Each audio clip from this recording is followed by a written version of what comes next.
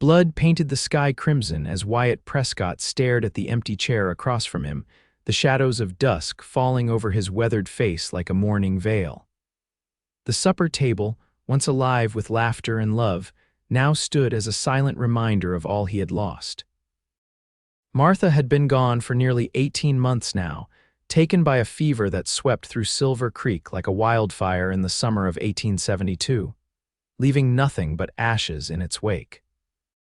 The year was 1874, and the Colorado Territory was still as wild as the day Wyatt had first set foot on its soil some 15 years prior. At 35, the ranch he'd built with his bare hands should have felt like an accomplishment, but instead it stretched around him like an empty promise. The cattle were thriving, the land was good, but the heartbeat of the home had stilled the day they'd lowered Martha into the ground. "Pa, you ain't eating again," said young Thomas, his 12-year-old son, concern etched on his face that was too young to carry such worry. "Just tired is all," Wyatt replied, his voice rough from disuse. He pushed the beans around his plate, having lost the taste for food, for life itself, since becoming a widower. His daughter Emma, just 10, reached across the table and placed her small hand on his. "Ma would want you to eat, Pa." The words struck him like a physical blow. Martha would indeed have scolded him for his behavior, for retreating so far into himself that even his children couldn't reach him. But the thought of her only deepened the hollow in his chest. "I know, darlin'," he managed, forcing a forkful past his lips for her sake. The Prescott table, once bursting with conversation, had fallen into a routine of uncomfortable silence, broken only by the scrape of utensils against plates and the occasional request to pass the salt. Wyatt's ranch hands usually took their meals in the bunkhouse, leaving just the three of them in the main house. Drowning in the absence of the woman who had been their North Star, Silver Creek was growing, though, despite the harsh realities of frontier life. The railroad had brought new settlers, new businesses, and with them, new faces. One such face belonged to Rebecca Zimmerman, who had arrived 6 months ago to teach at the newly established schoolhouse. At 28, she had never married, dedicating her life instead to education and the betterment of young minds. She'd come west from Boston after the death of her father, seeking a fresh start and bringing with her a refined sensibility that had initially raised eyebrows among the locals. The following evening, as was becoming tradition on Fridays, Wyatt found himself at the Silver Creek Gathering Hall. The whole town came together for communal suppers once a week, a way to foster community in a place where neighbors could be miles apart. It was Emma who had insisted they attend tonight, claiming she needed to speak with her teacher about a special project. Wyatt suspected it was more about forcing him to interact with other human beings, a task at which his daughter had become increasingly determined. He sat at the long wooden table, saying nothing, eating nothing, his hat placed beside his empty plate. The hall buzzed with conversation and laughter around him, but he might as well have been alone on the prairie for all the notice he took. "Mr. Prescott, would you care for some bread?" The voice broke through his isolation, and he looked up to find Miss Zimmerman standing beside him, a basket of freshly baked rolls in her hands, her eyes a deep shade of amber that reminded him of autumn leaves. "Thank you, Miss Zimmerman," he replied automatically, taking a roll without really seeing it. Instead of moving on, she set the basket down and took the empty seat beside him. "Your Emma is quite the scholar, Mr. Prescott. She has a natural gift for numbers that I've rarely seen in students twice her age." Pride flickered briefly through the fog of his grief. Her mother was the same way, could add up figures in her head faster than most men could write them down. "She mentioned that," Rebecca said softly. "She speaks of her mother often, with great love." Wyatt nodded, unable to find words. The bread sat untouched on his plate. "You should eat," she said, not unkindly. "The children are watching." He followed her gaze to where Thomas and Emma sat with other children, both of them stealing glances at him, their faces hopeful. Wyatt picked up the bread and took a bite, if only to ease the worry he saw in their eyes. "They need you present, Mr. Prescott," Rebecca continued, her voice low enough that only he could hear. "Not just your body at the table, but your mind and heart as well. Under normal circumstances, Wyatt might have bristled at such forward speech from a near stranger, especially a woman. But there was something in her tone, not pity, which he'd grown to despise, but understanding that kept him from turning away. "It's not so simple," he said finally. "No," she agreed. "It never is, but it's necessary all the same." She stayed beside him throughout the meal, not forcing conversation but offering a quiet presence that somehow made it easier to eat, easier to nod at passing neighbors, easier to breathe. When the supper concluded and families began to disperse, Rebecca rose to help clear the tables. "Thank you for your company, Miss Zimmerman," Wyatt said, the words feeling rusty on his tongue. "Rebecca, please," she replied with a small smile. "And you're welcome, Mr. Prescott." "Wyatt," he corrected, surprising himself. She nodded once. "Wyatt, I'll see you next Friday then." It wasn't really a question, but he found himself answering anyway. "Yes, I suppose you will." As he gathered his children and headed for their wagon, Wyatt felt something he hadn't experienced in a long while, a lightness, as if someone had momentarily lifted the weight he carried. It was a small thing, perhaps insignificant in the grand scheme of his grief, but it was something. And for the first time in 18 months, something felt better than nothing. The ride home was quiet, the children tired from the evening's socializing, but as they approached the ranch, Emma broke the silence. "Miss Zimmerman is nice, isn't she, Pa?" Wyatt considered the question more carefully than he might have before. "Yes, she seems to be." "She's been helping me with my reading after school," Thomas added. "Says I'm getting better." "That's so," Wyatt replied, glancing at his son with renewed interest. Thomas had always struggled with his letters, a fact that had frustrated Martha to no end. "You never mentioned that." Thomas shrugged, suddenly finding the reins in his hands fascinating. "Didn't think you'd care much about school things these days." The words were like a knife to Wyatt's heart. Had he truly become so distant that his own son thought he wouldn't care about his achievements? "I always care about you and your sister, Thomas, always." The boy nodded, but Wyatt could see he didn't entirely believe him, and why should he? Wyatt had been a ghost in his own home for too long. That night, after the children were asleep, Wyatt sat on the porch, watching the stars sprinkle across the vast Colorado sky. Martha had loved these stars, had taught the children to find constellations among them. He could almost hear her voice pointing out the Big Dipper, Orion's belt, the North Star that had guided so many travelers home. "Guide me, Martha," he whispered to the night.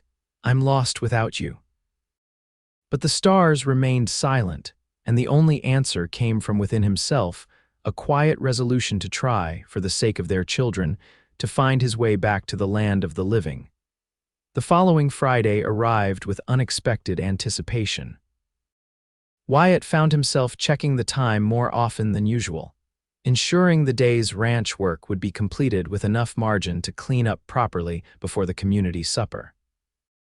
He even took extra care with his appearance, trimming his beard and donning a fresh shirt, actions that earned curious glances from both Thomas and Emma.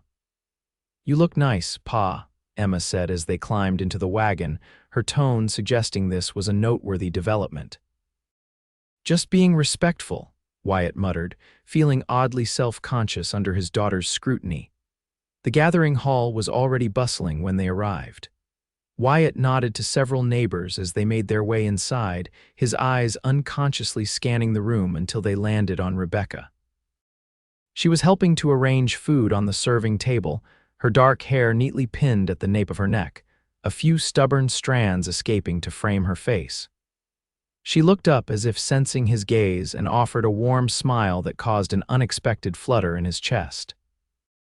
Wyatt found himself seated beside her again, though whether by chance or design, he couldn't be sure. The conversation flowed more easily this time, Rebecca drawing him out with questions about his ranch, his cattle, the upcoming harvest. She listened with genuine interest as he spoke, and Wyatt realized with a start that he was speaking more tonight than he had in months combined. "And what brought you to Silver Creek, Miss Rebecca?" he asked, correcting himself mid-sentence. "A desire for purpose," she answered thoughtfully. "After my father passed, the house in Boston felt too full of ghosts. I saw an advertisement for a teacher needed in the Colorado territory, and something about it called to me. A chance to build something new, I suppose. It takes courage to leave everything familiar behind, Wyatt observed. Rebecca's smile turned wistful, or perhaps just desperation. Sometimes staying still is the harder choice. The insight struck a chord with Wyatt. Wasn't that what he had been doing, staying still, frozen in his grief while life continued to flow around him? Your children are flourishing, Rebecca continued, changing the subject. Emma has a remarkable mind for mathematics, as I mentioned, and Thomas, his reading has improved tremendously. He works so hard. He gets that from his mother, Wyatt said, the words coming easier now. Martha never did anything halfway. Tell me about her, Rebecca said softly, her eyes encouraging, and to his own astonishment, Wyatt did. He spoke of Martha's determination, her kindness, the way she could calm the wildest horse with just her voice, how she'd insisted on planting flowers around the house even when they barely had enough water for crops. He told Rebecca about the day they met, when Martha had stood up to a drunk cowhand who was mistreating his horse, her 5'4" frame somehow towering with righteous anger.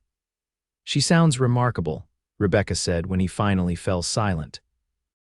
She was, Wyatt agreed, surprised to find that talking about Martha didn't bring the usual crushing pain but rather a bittersweet warmth. The best person I've ever known. Then her children and her husband must be quite extraordinary as well, Rebecca replied, to have been loved by such a woman. The comment caught Wyatt off guard, and he found himself momentarily speechless. Before he could formulate a response, Emma appeared at his elbow, eager to show Rebecca a book she had borrowed from the school library. The moment passed, but Wyatt found himself watching Rebecca with new eyes as she engaged enthusiastically with his daughter, her face animated with genuine interest. As the weeks progressed, Friday suppers became the highlight of Wyatt's week. Rebecca always made a point to sit beside him, their conversations growing deeper, more personal with each passing gathering. She told him of her childhood in Boston, her father's work as a professor, her mother's early death that had left her to be raised by a scholarly man who treated his daughter as an intellectual equal unusual for the times. Wyatt shared stories of his journey west as a young man, the hardships and triumphs of establishing his ranch, the joy and terror of becoming a father. The townspeople noticed the change in the widower, how he'd begun to engage again, how his children seemed lighter, less burdened. There was talk. Of course there always was in small communities, but most viewed the developing friendship with approval. Wyatt Prescott had been half dead for too long. If the schoolteacher could bring him back to life, so much the better.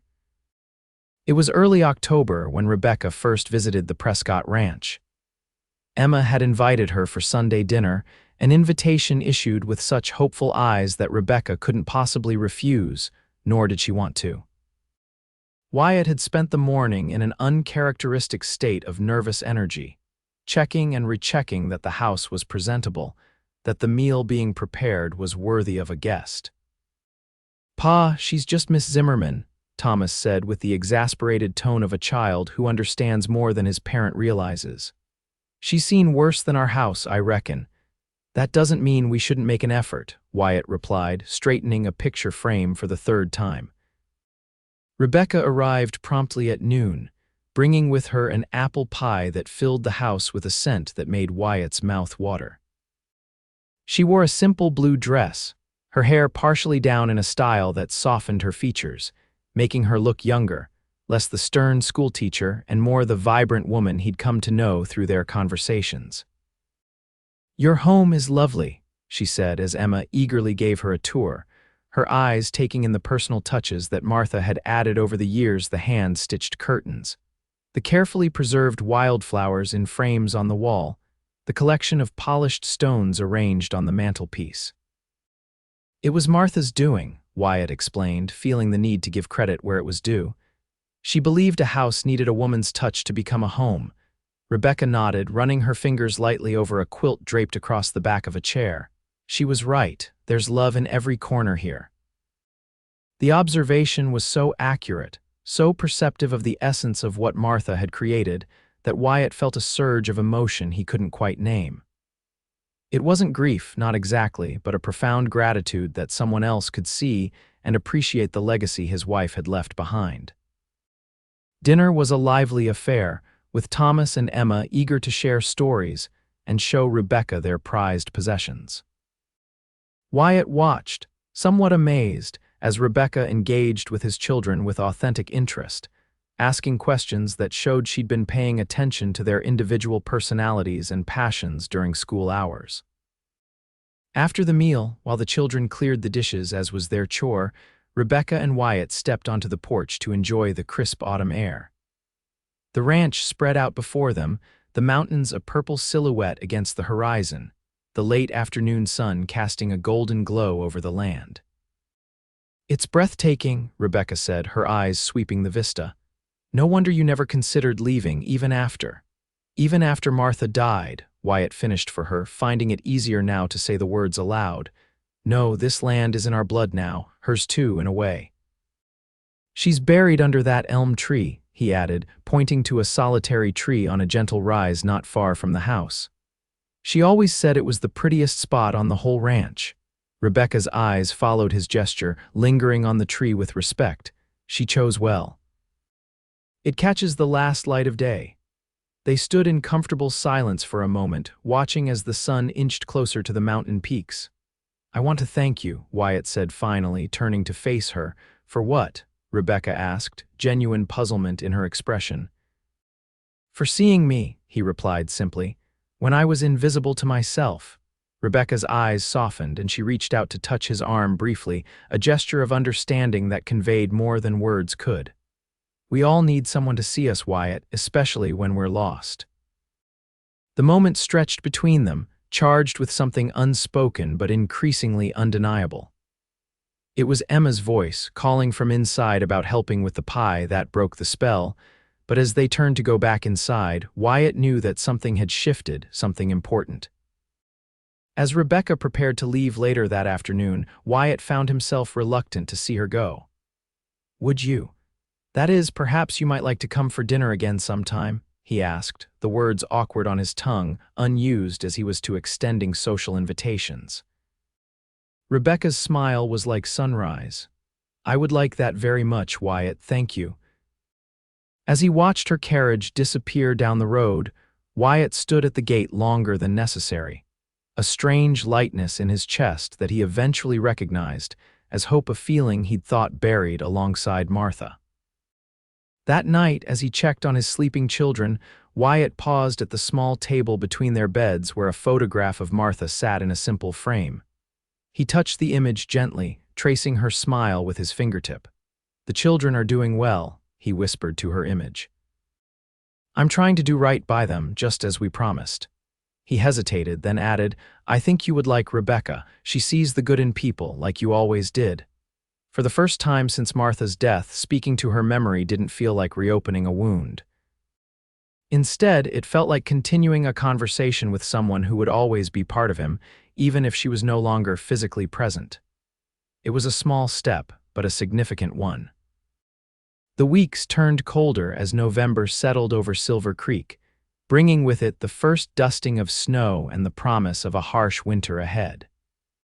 Rebecca had become a regular visitor at the Prescott Ranch, joining them for Sunday dinners, and occasionally riding out with Wyatt and the children to favorite spots on the property, the creek that gave the town its name, the high meadow where wildflowers grew in explosive color during the spring, the ridge that offered views all the way to the next county on clear days. Wyatt found himself looking forward to these outings with an eagerness that both surprised and, if he was honest, somewhat frightened him. It had been so long since he'd felt anything resembling joy that the emotion seemed almost foreign, as if it belonged to someone else. But there was no denying the way his heart quickened when Rebecca laughed, or the peace that settled over him as they sat side by side watching the children explore. One particularly cold Sunday, after the children had gone to bed, Wyatt and Rebecca sat before the fire, cups of coffee warming their hands. Outside, the wind howled through the trees, rattling the windows with its force, but inside, the house was snug, protected against the elements by solid walls and the warmth of companionship. Winter comes early in these parts, Wyatt observed, watching as Rebecca's gaze followed the dancing flames. By December, we could be snowed in for days at a time. That must be difficult with the ranch to manage, she replied, looking up to meet his eyes. It has its challenges, he admitted, but we prepare as best we can. The barn is stocked with enough hay to see the livestock through, and the root cellar is full. We'll make do, as we always have. Rebecca nodded, taking a sip of her coffee before asking, "And what about you, Wyatt? Are you prepared for the winter ahead?" He knew she wasn't talking about practical preparations, and the directness of her question caught him off guard. I'm not sure what you mean," he hedged, though he suspected he did know. "I mean," she said carefully, setting her cup aside, "that seasons change in nature and in life. Winter gives way to spring, grief to something else, perhaps." Wyatt stared into his coffee, watching the reflection of flames ripple across its surface. "I never expected to feel anything again," he said finally, his voice low. "After Martha, I thought that part of me was dead. Maybe I wanted it to be. And now," Rebecca prompted gently when he fell silent. He looked up then, meeting her gaze directly. "Now I find myself feeling things I didn't think possible, and I'm not sure if that's a betrayal or a blessing." Rebecca's expression was one of deep compassion, untainted by pity. "I believe Martha would consider it a blessing," she said. "From everything you've told me about her, she loved life fiercely. She would want that for you too, Wyatt, and for Thomas and Emma." "But what if," he began, then stopped, unable to articulate the fear that had been growing alongside his feelings for Rebecca, the fear that opening his heart again meant risking the same devastating loss. "What if you lose again?" Rebecca finished for him, intuiting his unspoken concern. "That's always the risk, isn't it? With anything worth having. But the alternative is to never feel joy again, and is that truly living?" The question hung between them, weighty with implication. Outside, the wind continued its mournful song, emphasizing the sanctuary they had created within these walls. "I don't have answers, Wyatt," Rebecca continued when he remained silent. "I only know that life is short and unpredictable, and finding connection in this vast, often lonely world is rare enough to be worth the risk." Wyatt nodded slowly, absorbing her words. "You're a wise woman, Rebecca Zimmerman." Her laugh was soft, self-deprecating. "Not wise, just hopeful, I suppose, despite everything." "Hope," Wyatt repeated, as if testing the word. "It's been a stranger to me for some time, but not anymore." She asked, and there was something in her voice, a vulnerability he'd not heard before, that made him reach across the space between them to take her hand. "Not anymore," he confirmed, his thumb tracing circles on her skin. "Thanks to you." Rebecca's fingers tightened around his, and in that simple gesture, Wyatt felt a promise forming, unspoken but real nonetheless. It was a beginning, tentative and fragile, but a beginning all the same. The first heavy snowfall came the week before Thanksgiving, blanketing Silver Creek in a pristine white that transformed the familiar landscape into something magical. School was canceled as roads became impassable, and Rebecca found herself with unexpected free time. The thought of being confined to her small rented room behind the general store was unappealing, especially knowing that just a few miles away, the Prescott family was likely gathered in their warm kitchen, perhaps baking bread or playing checkers by the fire. Without allowing herself to overthink the propriety of her actions, Rebecca packed a bag with books, paper, and pencils for the children, wrapped herself in her heaviest coat, and hired one of the stable boys to take her to the Prescott ranch by sleigh. The journey was cold but exhilarating, the sleigh gliding over the snow with a swiftness that took her breath away. When they arrived, Emma spotted her first, her face appearing at the window with a look of delighted surprise before she disappeared, presumably to alert her father.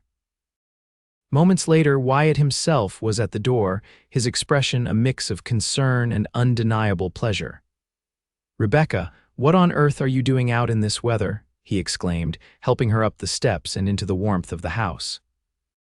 "I brought schoolwork," she explained, holding up her bag with a smile that acknowledged the flimsiness of the excuse.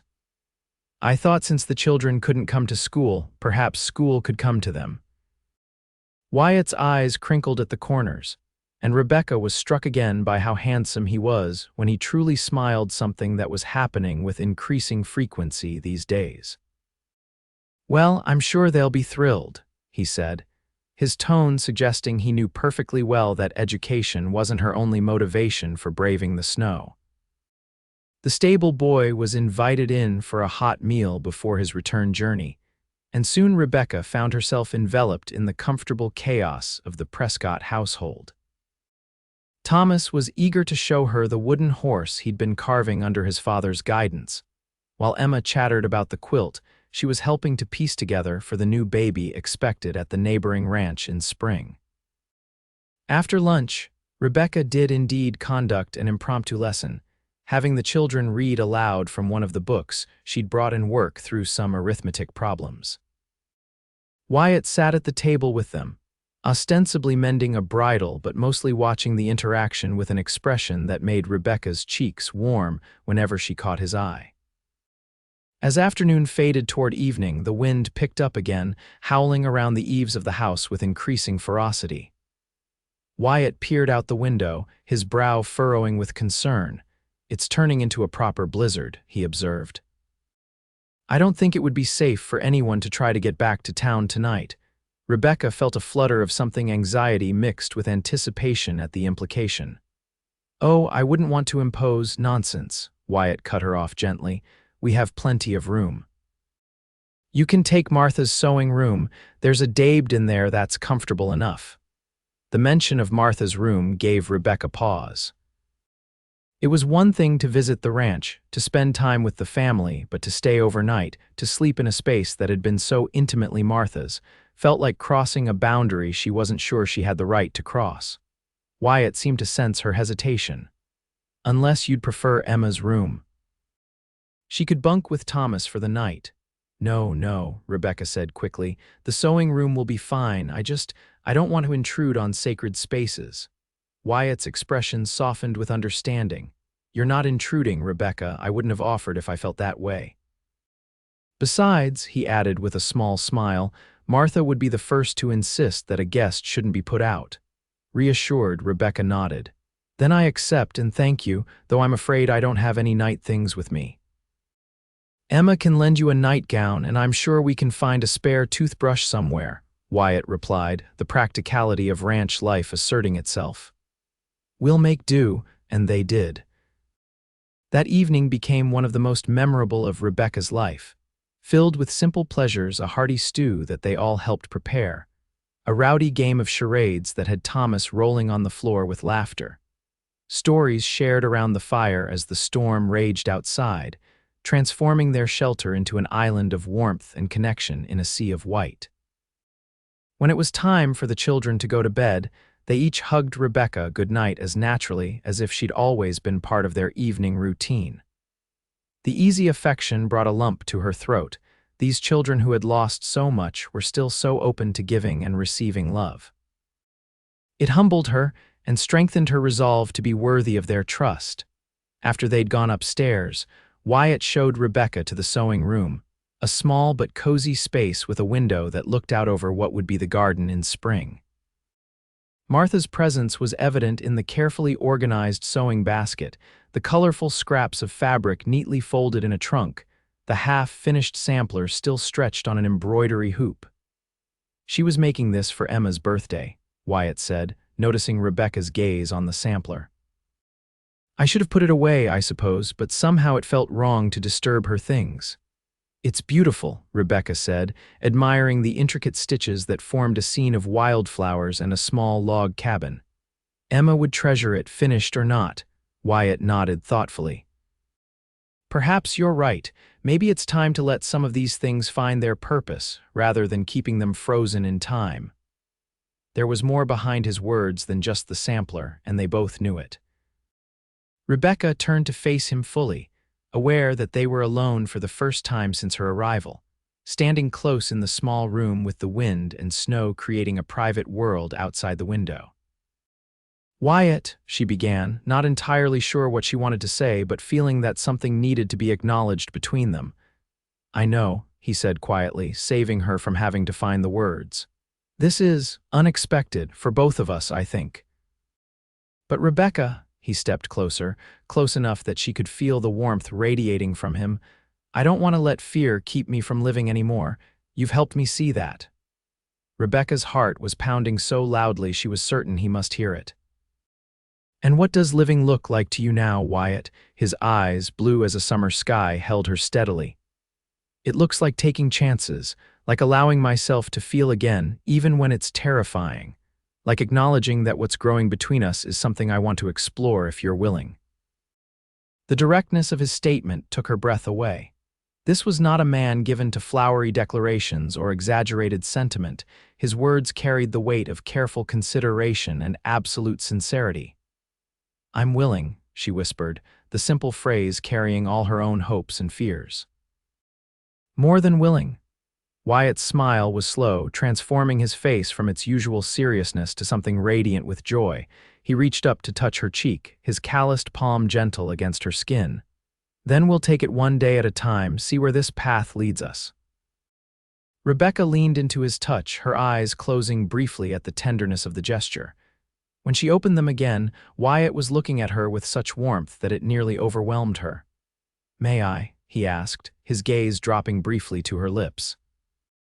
In answer, Rebecca closed the remaining distance between them, pressing her mouth to his in a kiss that started gentle but quickly deepened, carrying all the unspoken feelings that had been building between them for months. Wyatt's arms encircled her, drawing her closer, and Rebecca felt herself melting into him, into the solid strength and gentle care that defined this man she had come to admire so deeply. When they finally parted, both slightly breathless, Wyatt rested his forehead against hers. I should probably say good night, he murmured, though he made no move to release her. Rebecca smiled, her hands still resting on his chest where she could feel the steady beat of his heart. Probably, she agreed, equally reluctant to end the moment. After another lingering kiss, Wyatt did step back, his expression a mix of regret and resolve. Sleep well, Rebecca, and thank you for braving the storm to be here. There's nowhere I'd rather be, she replied honestly. As he closed the door behind him, Rebecca touched her fingers to her lips, still feeling the warmth of his kiss. Outside, the blizzard continued its assault, but within the walls of the Prescott home and within her heart there was only peace, and the budding promise of something beautiful taking root.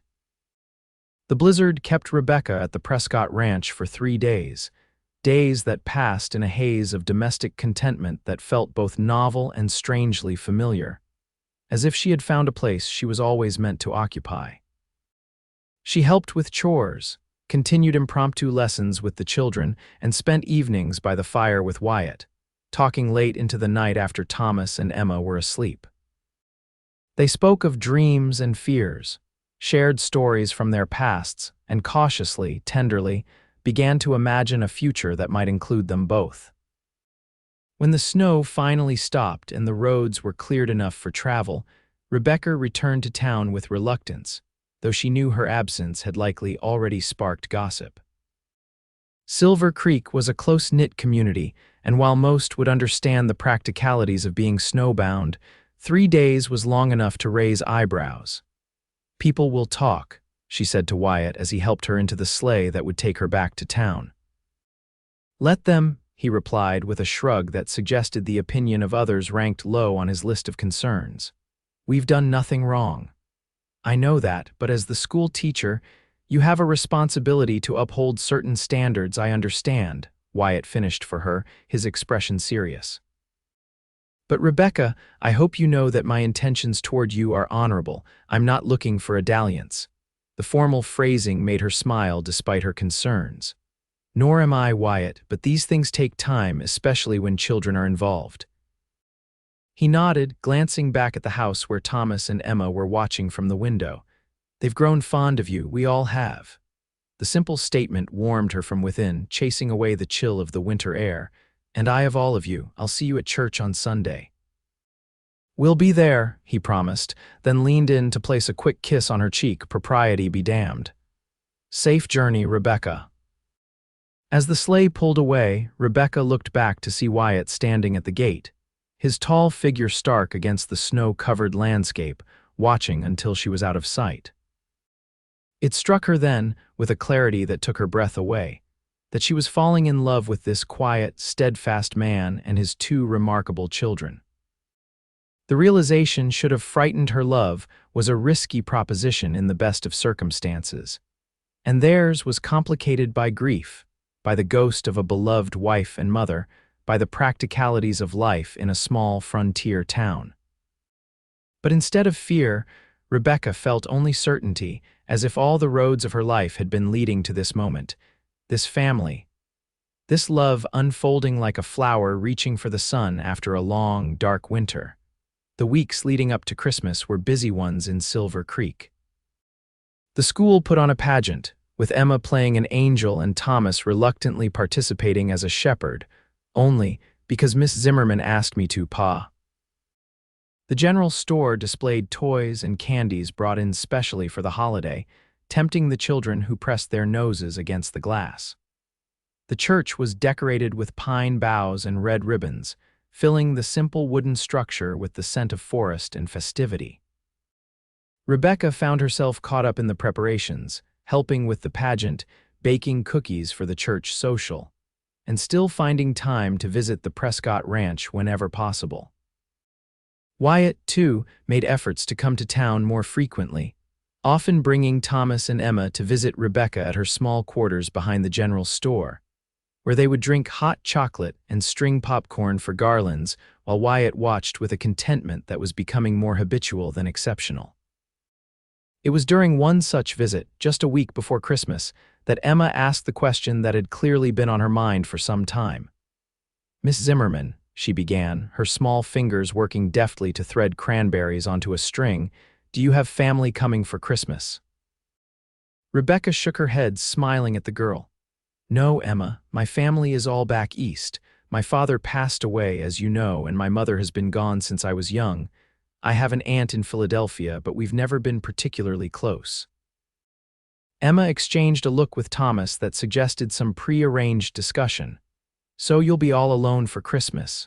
"Well, not alone," Rebecca corrected gently. "I'll be at church with everyone, and Mrs. Baker from the millinery has invited me for Christmas dinner."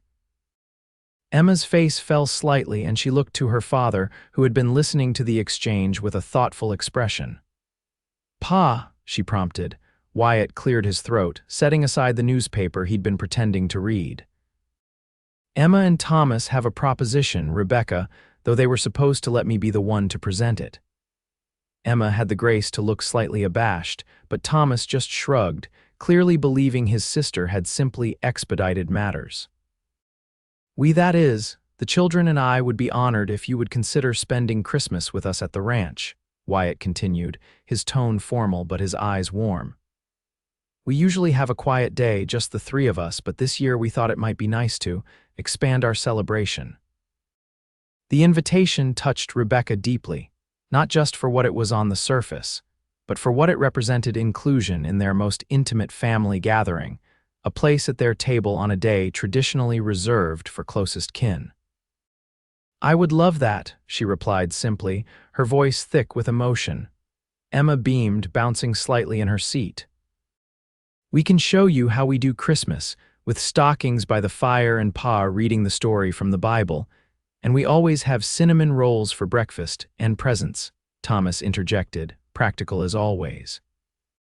"You don't have to bring any," he added quickly, clearly concerned that the requirement might deter her. "Oh, but I want to," Rebecca assured him, already mentally cataloging what gifts might bring joy to these children who had welcomed her so warmly into their lives. It wouldn't be Christmas without presents. Wyatt watched the exchange with a soft expression, and when Rebecca caught his eye, the look that passed between them was filled with promise not just for Christmas, but for all the days to come. Christmas at the Prescott Ranch was everything Emma had described and more. Rebecca arrived on Christmas Eve, this time prepared with a valise containing her night clothes and a change of dress, as well as carefully wrapped presents for each member of the family. The house was transformed by simple but heartfelt decorations, pine branches arranged on the mantelpiece, paper snowflakes cut by Emma hanging from the ceiling, a small tree in the corner adorned with strings of popcorn and cranberries, carved wooden ornaments, and a few precious glass baubles that had belonged to Martha's mother. The evening was spent in pleasant anticipation, with Wyatt reading the Christmas story from the family Bible as promised, the children hanging their stockings with exaggerated care, and Rebecca contributing a tradition from her own childhood, baking sugar cookies cut into stars and angels, which they decorated with colored sugar before setting some aside for Santa Claus at Thomas's insistence. Though he was at an age where doubt might be creeping in, he maintained the ritual with determination, perhaps for Emma's sake, or perhaps for the comforting continuity it provided. When the children were finally sent to bed with warnings that Santa wouldn't come until they were asleep, Rebecca and Wyatt found themselves alone by the fire, a glass of brandy in hand to ward off the winter chill. "They're so excited," Rebecca observed, watching the flames dance in the hearth. "It's wonderful to see.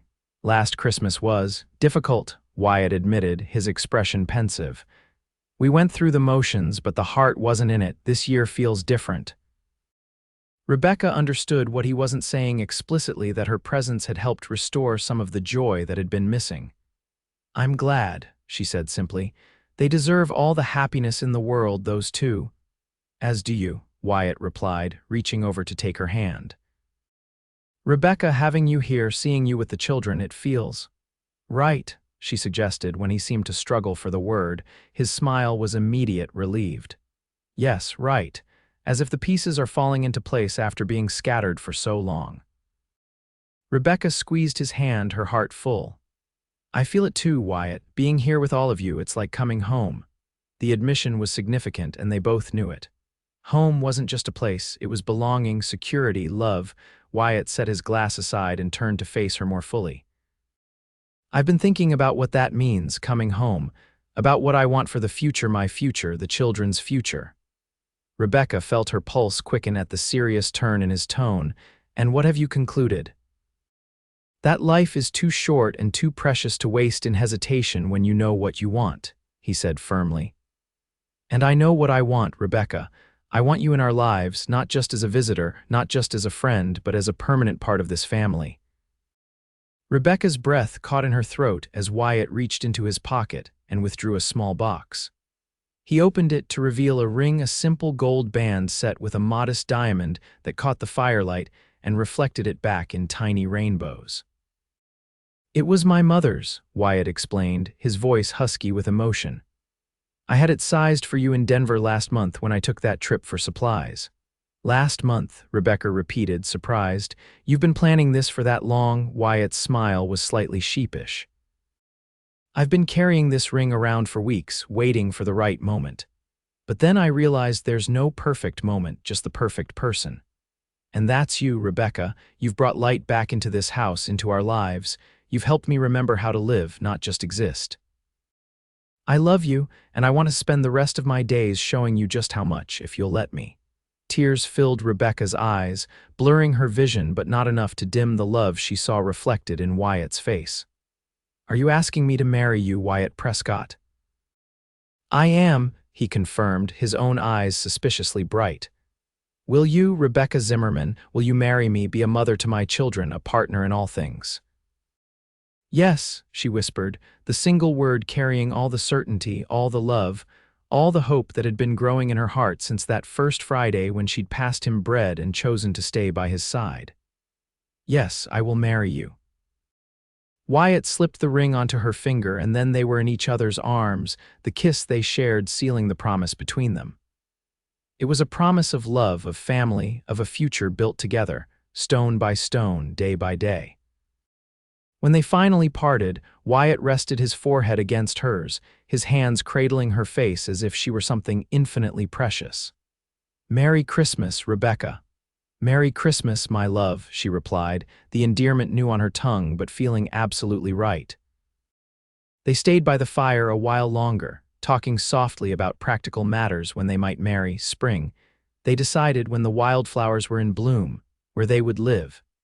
The ranch, of course, though Rebecca's room would need to be transformed from a sewing space to accommodate a husband and wife. How to tell the children first thing in the morning before presents, because this news was the greatest gift of all. When they finally retired to their separate rooms, propriety still observed. At least until their vows were exchanged, Rebecca stood at the window of Martha's sewing room, looking out at the star-filled sky. The moon cast blue shadows on the snow, creating a landscape of ethereal beauty that matched the way her heart felt, full, luminous, transformed. "Thank you," she whispered, though whether to the stars, to God, or to the spirit of the woman who had loved this family first, she wasn't entirely sure.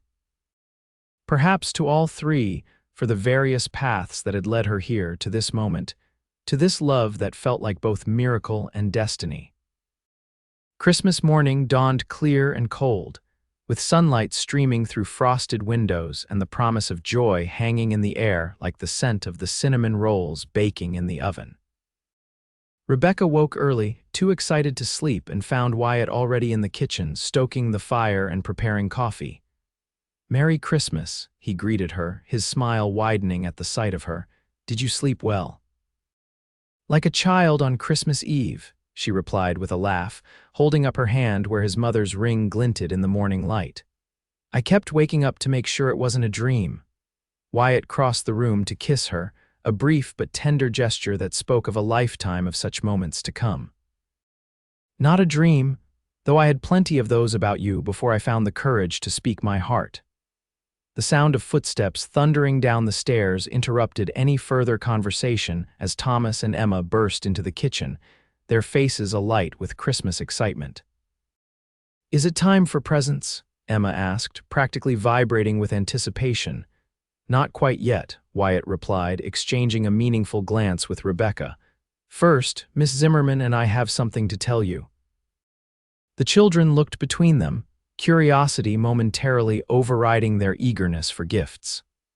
Wyatt took Rebecca's hand, drawing her closer to his side as they faced Thomas and Emma together. "Last night," Wyatt began, his voice steady but filled with quiet joy, "I asked Miss Zimmerman to marry me to become my wife and your mother, and she said yes."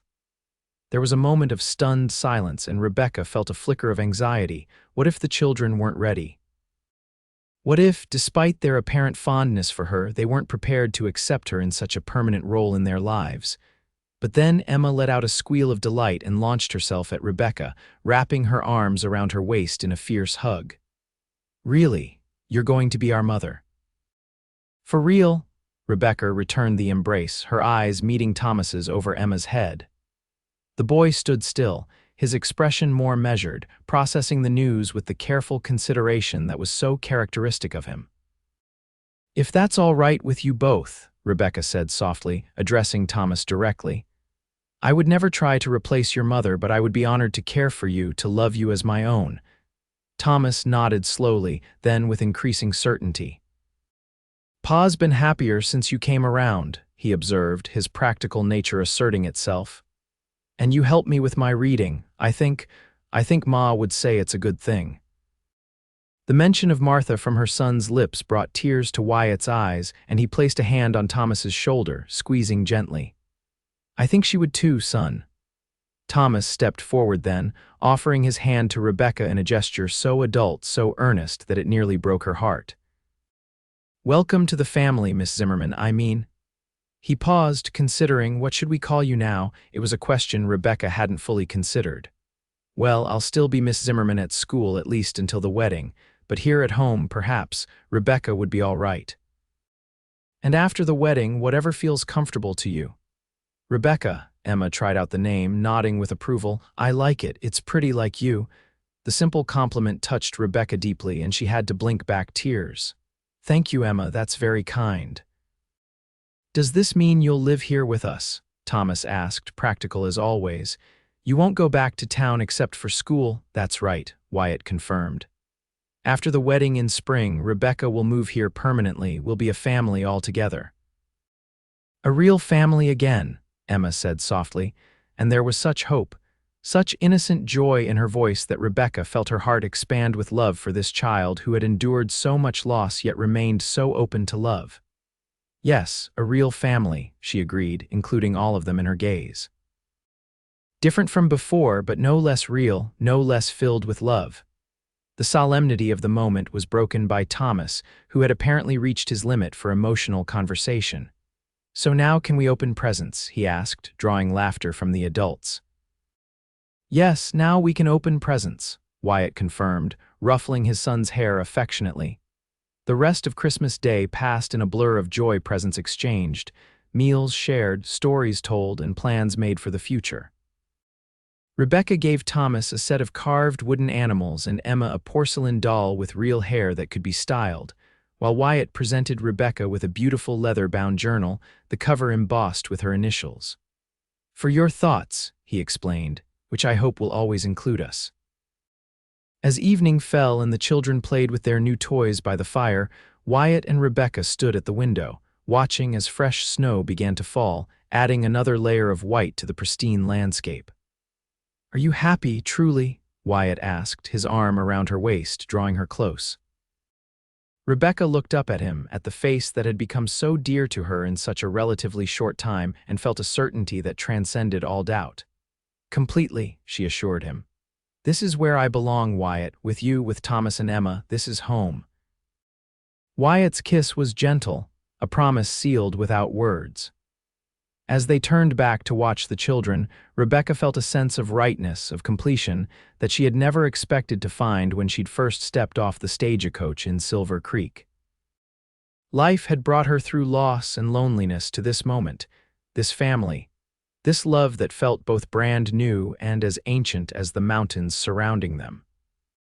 Outside, the snow continued to fall, covering the tracks of the past, and creating a clean slate for the future they would build together, a future filled with challenges, certainly, but also with joy, with growth, with the everyday miracles of a life shared in love. And as Rebecca watched the snow, she offered a silent prayer of gratitude for that fateful Friday supper when a widowed cowboy had stood silent, and she had passed him bread, choosing to stay by his side in a moment that had changed both their lives forever. The months leading up to the wedding passed in a whirlwind of preparations and adjustments. Rebecca continued teaching at the schoolhouse, though now she spent weekends and many evenings at the Prescott Ranch, gradually moving her belongings from her room in town to what would soon be her permanent home. Martha's sewing room was transformed, with Rebecca and Emma carefully preserving Martha's needlework and personal items in a cedar chest that would remain at the foot of the bed, a respectful acknowledgement of the woman who had first made the house a home. The town of Silver Creek received the news of their engagement with general approval, though there were inevitably a few whispers about the propriety of a schoolteacher marrying so soon after arriving in town, and to a widower at that. But such gossip faded quickly in the face of the obvious happiness of the couple, and, perhaps more importantly, the visible improvement in Thomas and Emma, who had blossomed under Rebecca's care like flowers turning toward the sun. Wyatt and Rebecca had chosen May for their wedding, when the worst of winter's grip had released the land, and the first wildflowers were painting the meadows with color. The ceremony would be held at the church in town, followed by a celebration at the ranch to which the entire community was invited. It was to be a simple affair, in keeping with both their temperaments, but no less meaningful for its lack of ostentation. As the day approached, Rebecca found herself experiencing not nerves, but a deep, settled contentment. This was right, this union, this family they were forming. It felt as natural as breathing, as inevitable as the changing of seasons. Her only regret was that her father couldn't be there to witness her happiness, to meet the man who had captured her heart, and the children who had already claimed a piece of it as their own. The night before the wedding, after a final dinner in town with a few close friends, Rebecca returned to her room to find a package waiting for her, a gift from Wyatt, delivered earlier in the day. Inside was a cameo brooch, delicate and clearly antique, with a note in Wyatt's precise handwriting. "This belonged to my grandmother, who wore it on her wedding day and every anniversary thereafter." Martha wore it when we wed, and now I hope you will do the same. It is a tradition in our family, a symbol of continuity and love that endures beyond a single lifetime. Wear it tomorrow as you join our family officially, though in our hearts, you have been part of us from the moment you passed me that bread and chose to see me when I was invisible even to myself. All my love, Wyatt. Tears blurred Rebecca's vision as she traced the outline of the cameo with her fingertip. The gift was more than a piece of jewelry. It was acceptance, inclusion, and acknowledgement that she was not replacing Martha but becoming part of an ongoing story that included her, honored her, while still moving forward. The wedding day dawned clear and mild, as if nature itself approved of the union. Rebecca dressed with the help of Mrs. Baker from the millinery, who had become a friend during her months in Silver Creek. Her gown was simple but elegant, ivory satin with lace at the collar and cuffs, her hair arranged with sprigs of baby's breath. The cameo brooch was pinned at her throat, a tangible connection to the family history she was about to join. Emma arrived at the room behind the general store just as Rebecca was putting the finishing touches on her appearance. The girl's face alight with excitement as she delivered a bouquet of wildflowers personally gathered that morning. Pa says these were Ma's favorites, Emma explained, handing over the colorful arrangement with careful hands. He thought you might like to carry them. Once again, Rebecca was struck by the generosity of spirit in this family that had found space in their hearts to include her without erasing the love that had come before. They're beautiful, Emma. Thank you, and thank your father for thinking of it. Emma beamed, clearly pleased with her mission's success. You look like an angel, she said, admiring Rebecca's wedding attire with wide eyes. Pa's going to think so too. I hope so, Rebecca replied with a smile, smoothing a non-existent wrinkle from her skirt. Are you ready to be my special attendant? Emma nodded solemnly, taking her role as flower girl and unofficial bridesmaid with utmost seriousness. Thomas is with Pa at the church. He's nervous, but he won't say so.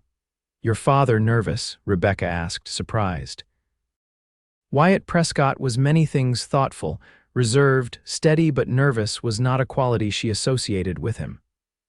He keeps checking his pocket watch and adjusting his tie, Emma reported with the keen observation of a child who missed little. And he made Thomas recite where the rings were supposed to be 3 times this morning. Rebecca laughed, finding the image endearing. Well, then we shouldn't keep him waiting any longer. Are you ready? Emma nodded, and together they made their way to the church, which was already filled with familiar faces, ranch hands, townspeople, students, and their parents, all gathered to witness the union of 2 people who had found each other when neither was looking for love. Wyatt stood at the altar, tall and handsome in his best suit, his hat nowhere to be seen for once, his hair neatly combed. Thomas stood beside him, looking uncomfortable in his Sunday best but determined to fulfill his duties as ring-bearer with dignity. As Rebecca entered on the arm of the town mayor, who had offered to give her away in the absence of her father, she saw Wyatt's expression transform, the nervousness Emma had reported melting away, replaced by a look of such pure joy, such undisguised love, that it took her breath away. The ceremony itself was brief but heartfelt, with promises exchanged and rings given that symbolized their commitment not just to each other, but to the family they were creating together. When the minister pronounced them husband and wife, Wyatt's kiss was gentle, respectful of their public setting, but filled with a promise of the lifetime they would spend together. The celebration that followed at the ranch was exactly what they had hoped for, a gathering of community.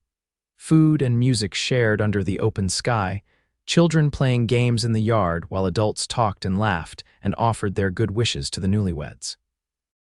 As the afternoon wore on, Rebecca found herself drawn away from the festivities to the quiet spot beneath the elm tree where Martha was buried. She stood there a moment, the sounds of the celebration muted by distance, and spoke softly to the woman she had never met but whose presence she had felt throughout her journey with this family. I will love them with all my heart, she promised. I will honor your memory, your place in their lives.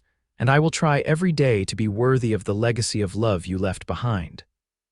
A gentle breeze stirred the branches of the elm, sending a shower of white petals down around Rebecca like a blessing. She closed her eyes, feeling a peace that transcended understanding, a certainty that this day, this union, this family being forged anew had the approval of both heaven and earth. When she returned to the celebration, she found Wyatt watching for her, his eyes tracking her approach with a look that suggested he had missed her even in their brief separation. He held out his hand as she drew near, drawing her to his side where she fit as naturally as if they had been designed as two halves of a whole. "Everything all right?" he asked quietly, his thumb tracing circles on her palm in a gesture that had become familiar and dear. "Everything is perfect," she assured him, leaning into his strength, his steadiness, his love. "Absolutely perfect." That night, after the guests had departed and the children were asleep, exhausted from the excitement of the day, Wyatt and Rebecca stood on the porch of what was now truly their home, watching as stars appeared one by one in the darkening sky. His arm around her waist, her head on his shoulder, they shared a moment of quiet reflection on the journey that had brought them to this point, from strangers to friends to lovers to family, each step a choice, a commitment, a gift. "Happy, Mrs. Prescott?" Wyatt asked, the new title still sounding novel on his tongue. Rebecca smiled, turning in his arms to face him fully. "Beyond words, Mr. Prescott. Beyond anything I could have imagined when I first came to Silver Creek." "And to think," he mused, brushing a strand of hair from her face with tender fingers, "it all began with a simple act of kindness, you passing bread to a silent widower." "The best decision I ever made," Rebecca replied, rising on tiptoe to kiss him. A kiss that held all the promise of the days and years to come, days of shared work and purpose, of raising Thomas and Emma to adulthood, perhaps of adding to their family if God willed it, of growing old together surrounded by the love they had built from the ashes of loss. As Wyatt led his bride inside to begin their life together properly, Rebecca offered one last glance at the star-filled sky, a silent prayer of gratitude for the unexpected path that had led her here. To this man, these children, this love that felt like both miracle and destiny. In the wild expanse of the western frontier, she had found her home, her purpose, her heart's true north. And in the years to come, through all the joys and sorrows that life would inevitably bring, that love would remain their compass, guiding them forward together, always together into the future they would create side by side.